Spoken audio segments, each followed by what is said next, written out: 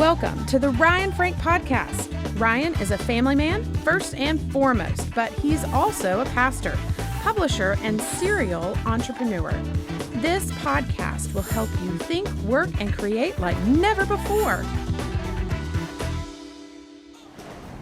Welcome to the Ryan Frank Podcast. This is Ryan Frank, and thank you so much for tuning in today. I am blessed to have Jordan Davis with us on the podcast today. Together, we're going to talk about a new perspective on ministry growth. Now, before I talk to you about that, Jordan is a children's pastor in the Indianapolis, Indiana area. He is part of our Kids Matter team. He leads Kids Matter Pro. You see him running around at the Kids Matter conference. He's an active member of Kids Matter's I Love Kidmin Facebook community. And he is here with me today on the Ryan Frank Podcast to talk about a new perspective on growth. A lot of times we just focus on expanding, going to the next level, pushing forward, instead of slowing down and letting that growth progressively happen.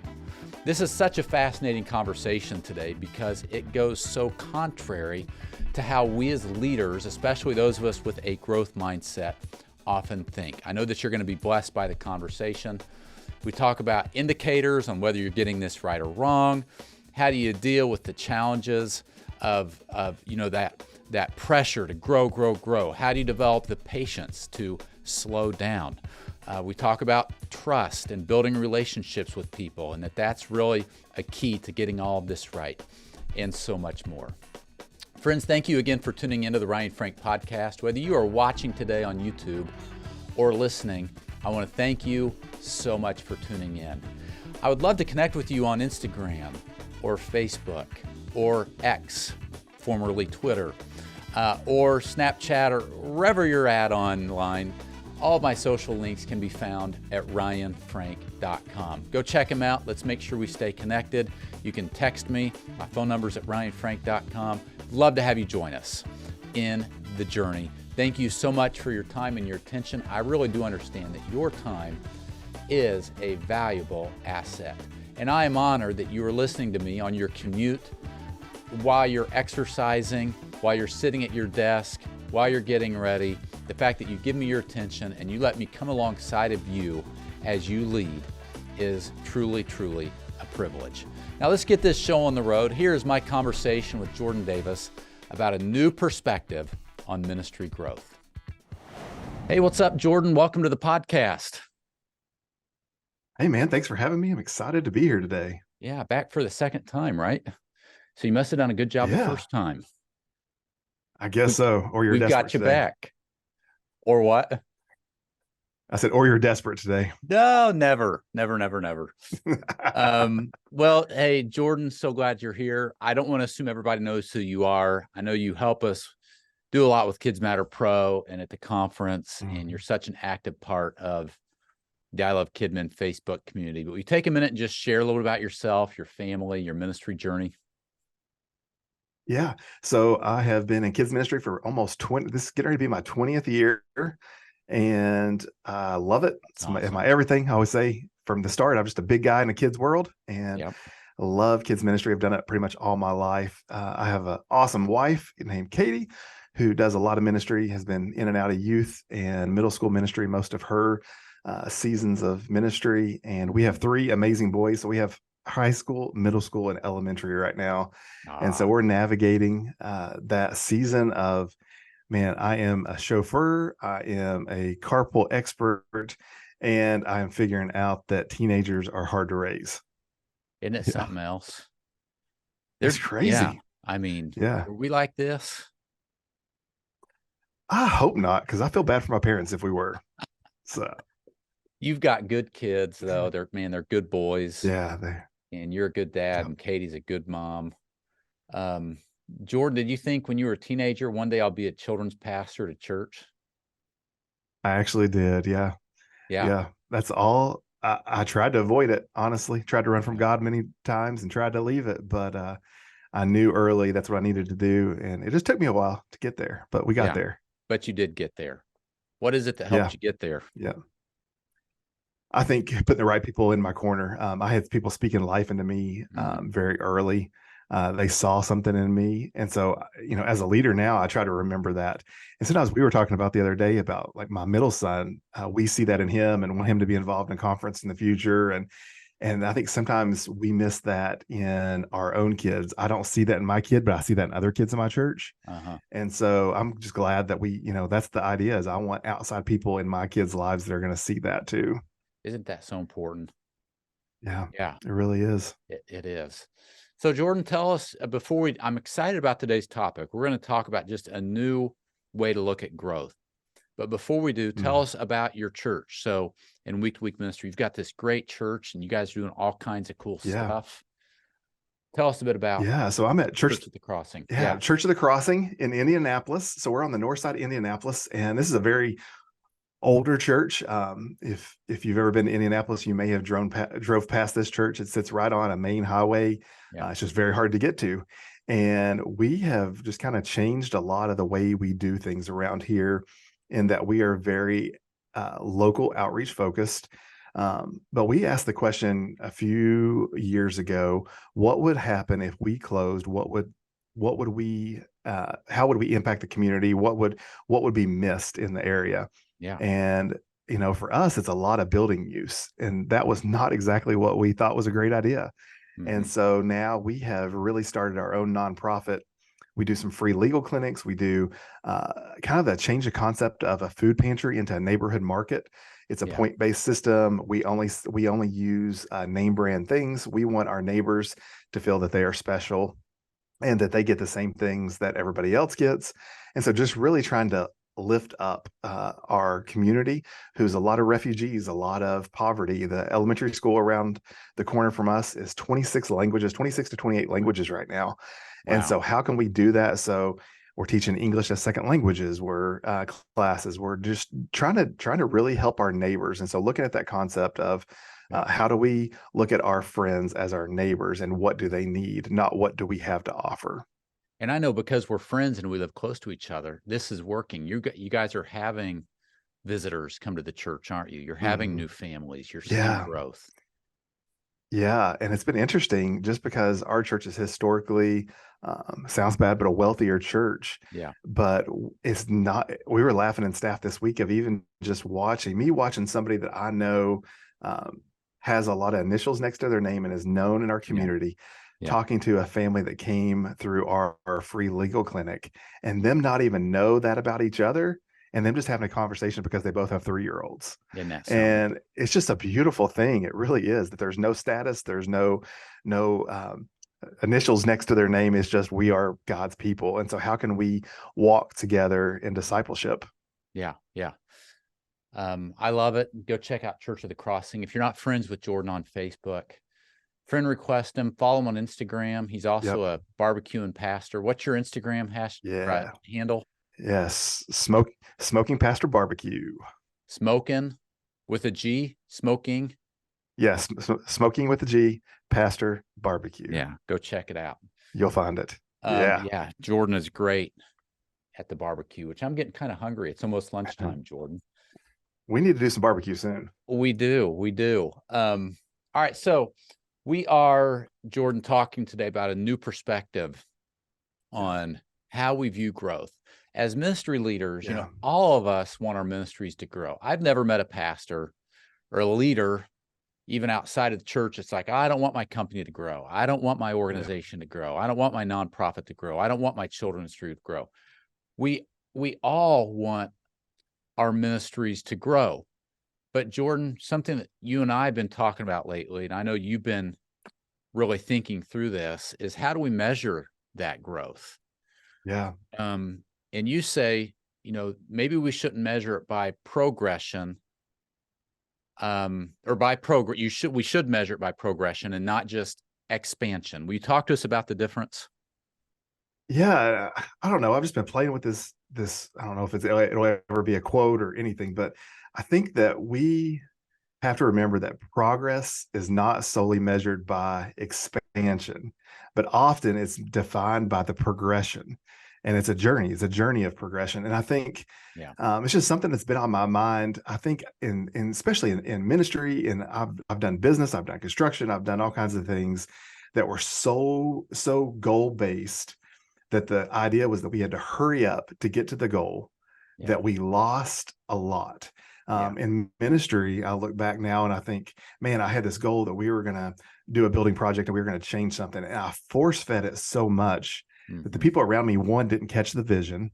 And two, there is something to be said that during the progress, during the day-to-day things, there's a lot to be learned. And I think that's important, that we want people to walk with us through something, not just be force fed something. Yeah, for sure. I think we put that on ourselves a lot. I think the world we live in, we're so goal oriented. And a lot of times when you're a leader, you set these goals, you push yourself. Let's talk about these roadblocks a little bit more, because I know, Jordan, you've talked to me about this, that when, you're so goal oriented, and you're just pushing, you can hit these roadblocks. What kind of roadblocks can you mean, or can you hit? What do you mean by that, Jordan?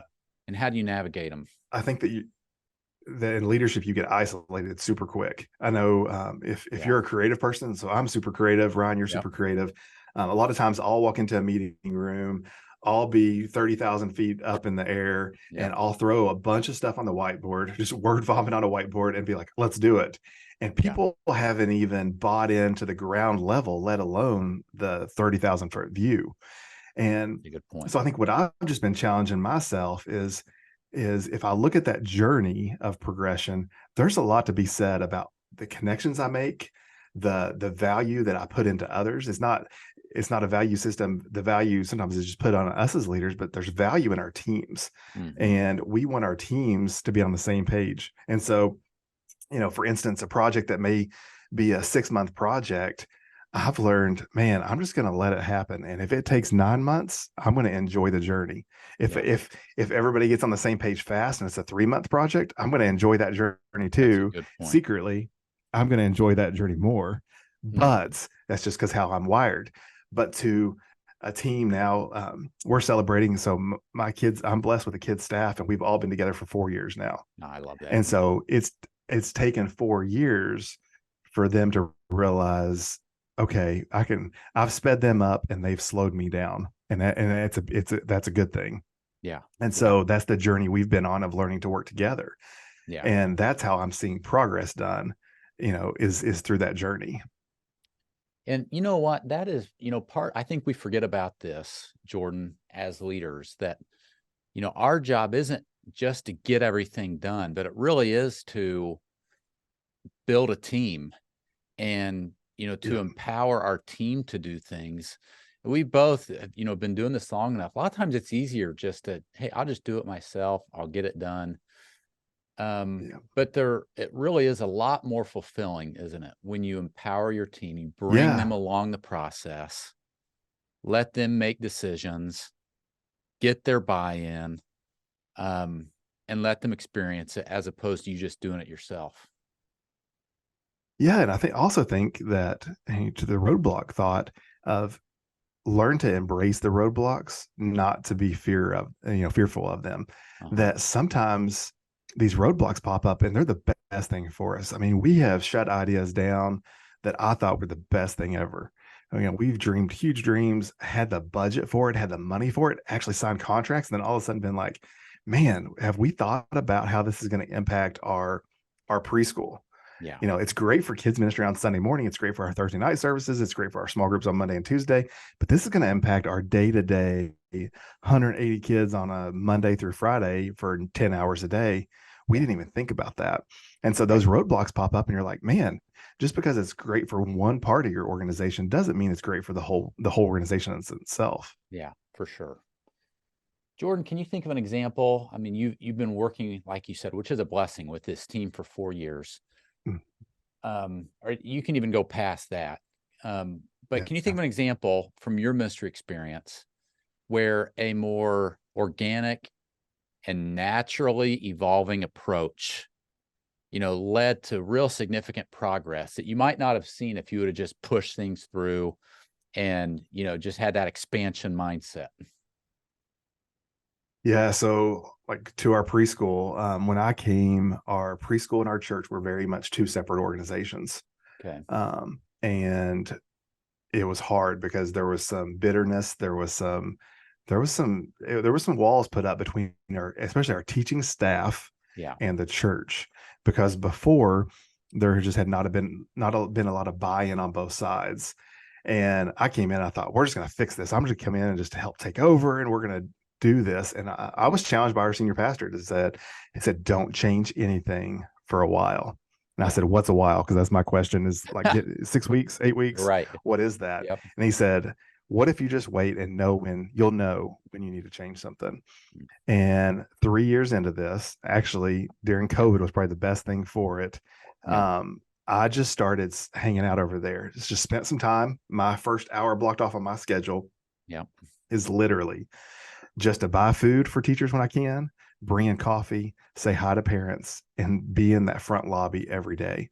Yep. And I did that for like a year and a half straight. Mm. And that slowly built relationships and it built trust.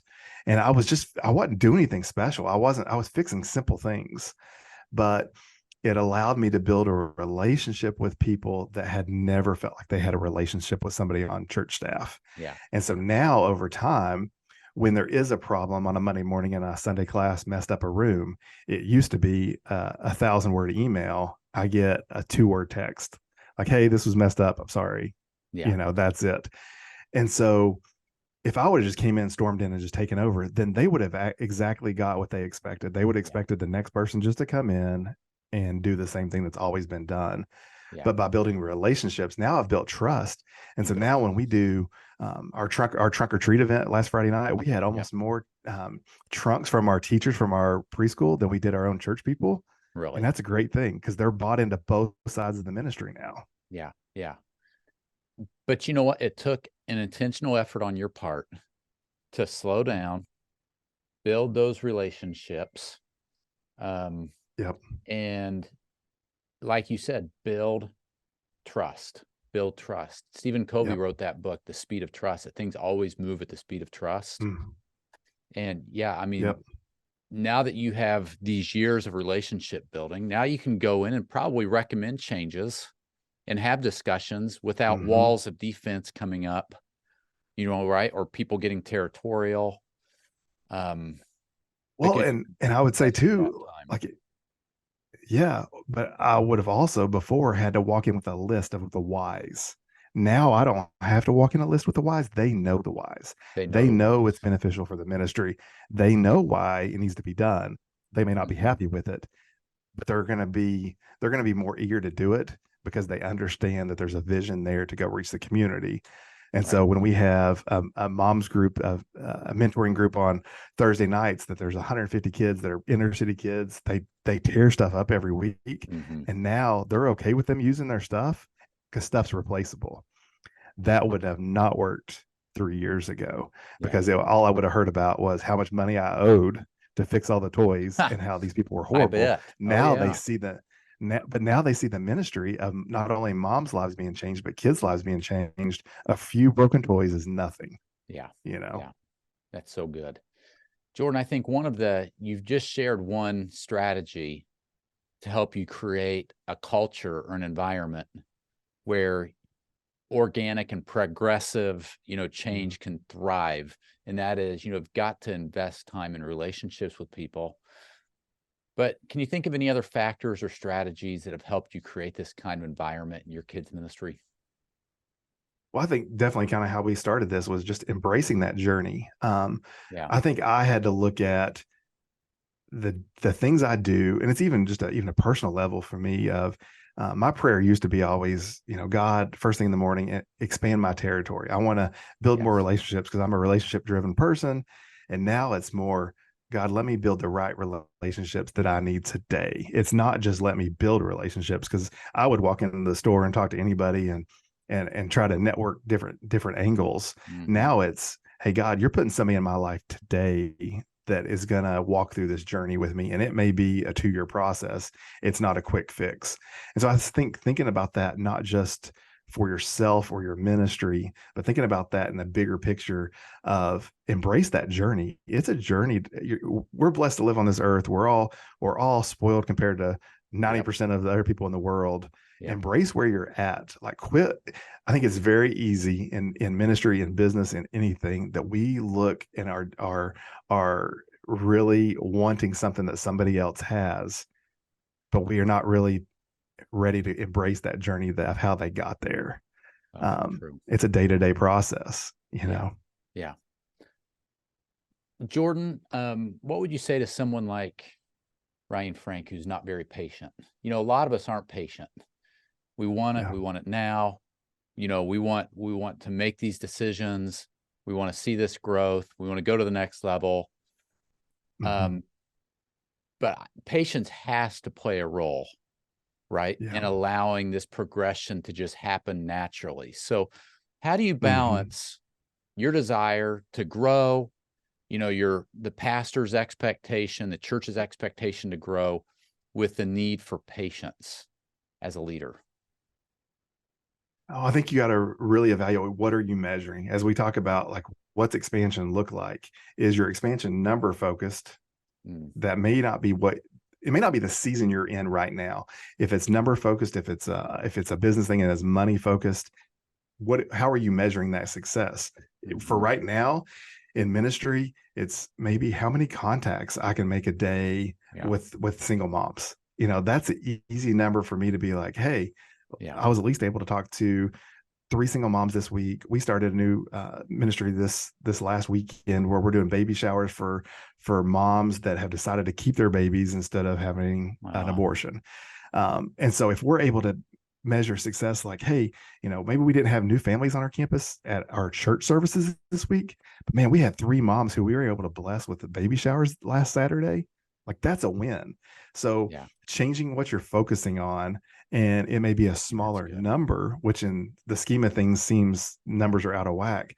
But those are 3, that's 3 moms that had this may be their only concept of who Jesus is in their lives right now. Yeah. And so I think we just have to think through, if it's relationship driven, the numbers may not be, in the thousands or in the hundreds or even in the 50s, but they're intentional relationships, and you're beginning that journey of the trust, and you're walking together with somebody. I think in kids ministry, especially, we have kids right now going through some really tough health stuff. And so for me, my time may need to shift from some day-to-day stuff just to go in and sit in a hospital waiting room at Children's Hospital down the street. And what seems like maybe idle time to the public is very intentional time to a family that needs me right now more than anything. Man, that's so true. I think sometimes, don't you agree, Jordan, that, we get it wrong. We measure our measurement of success. We might measure success based upon, how many kids I have, or how big's my church, or how big's my budget, or, what kind of, what size is my team? And I don't know, I think sometimes, while there's nothing wrong with,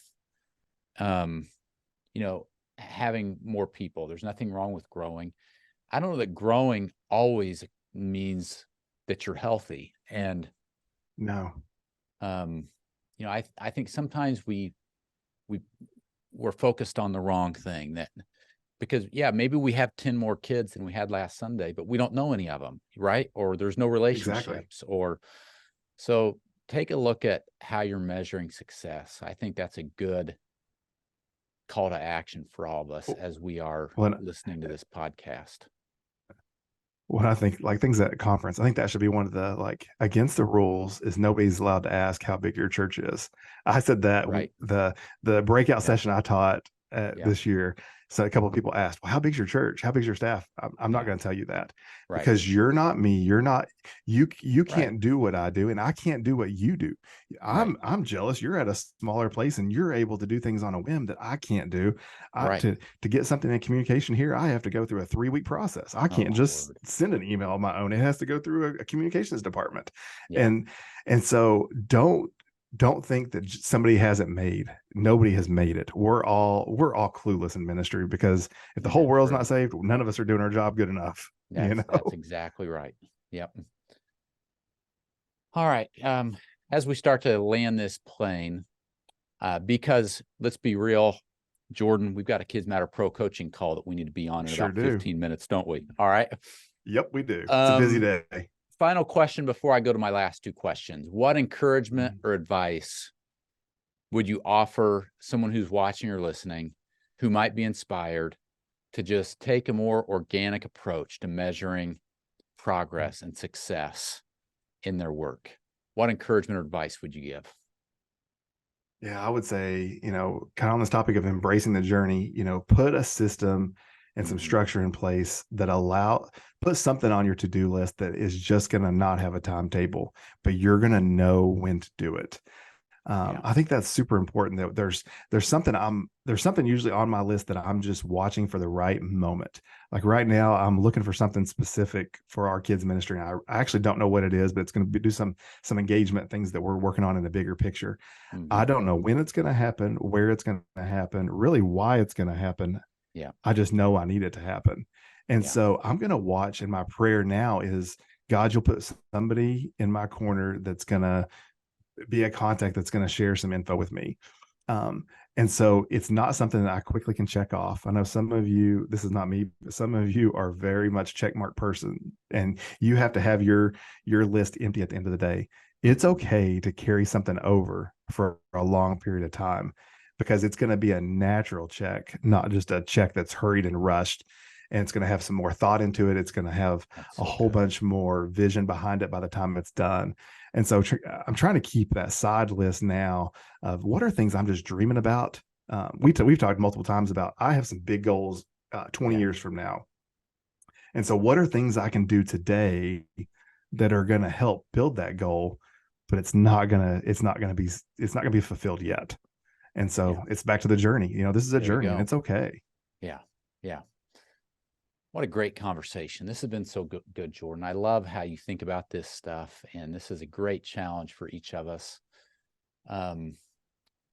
Friends, be careful how you are measuring growth and success.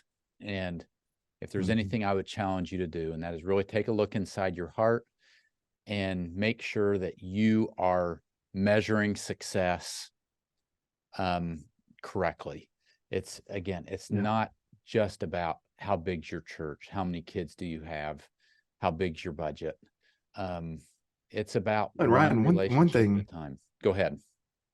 One thing I've just been thinking about too is something we've started asking. If I'm doing something, we've started asking, why am I doing it? Am I doing this because I've seen it somewhere and I think it's a good idea? Doesn't mean it's going to work here. But also, if you're just doing something to do something, you need to put some people in your corner that are going to ask you, why are you doing this?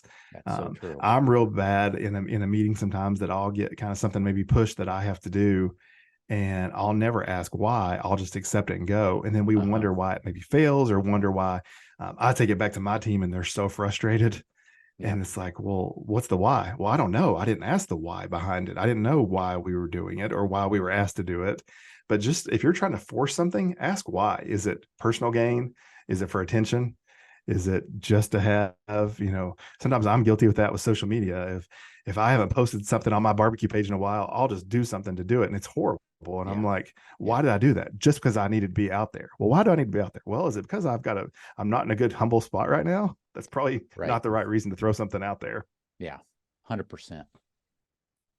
Jordan, let's wrap up. I always like to ask these two questions. Number one, what's your favorite Bible story right now? And why is it your favorite?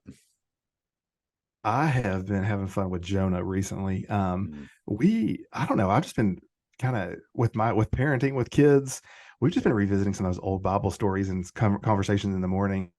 And I think sometimes we're missing the mark that our next generation of our kids, not our kids in our ministries, but our personal kids, especially if you're a kids pastor who's into Bible stories all the time, we miss out on some of those old school ones. And so we've been talking about what was the inside of a fish look like with my 7-year-old right now? And what do you think Jonah was really thinking? And there's a lot more to the story than just running from God. Where was his heart at that spot? Yeah. So good. So true. There's a lot in those 4 chapters, aren't there, of the book of Jonah? Mm-hmm. Sure 4 is. short chapters, Yep. but wow. Yep. All right. And final question, Jordan, what's something big that you're working on right now? I am really working on just some inner work on leadership of just saying no to some things. There's some things I'm not good at saying no to people. Mm-hmm. And so I'm just trying to put that in my vocabulary. I've actually challenged myself. This sounds bad, but I have challenged myself to say no to one thing a week. I went through a season health wise. I know that I've been pushing too hard. Yeah. And so I know that the only way for me to be the best me is to do less because I'll actually get more done. Yeah. And that's started by, you were laughing at me yesterday. I was working on a mantle at 4:30 a.m. At my house painting. You're right. Because I've had some health problems. And so physically, I'm really good in the morning. I'm not good in the evening. Mm-hmm. And so I was trying to say yes to some physical things that needed to be done in the evening. And I know I physically can't do them. Yeah. But I was still trying, and they were horrible because I shouldn't have been doing them.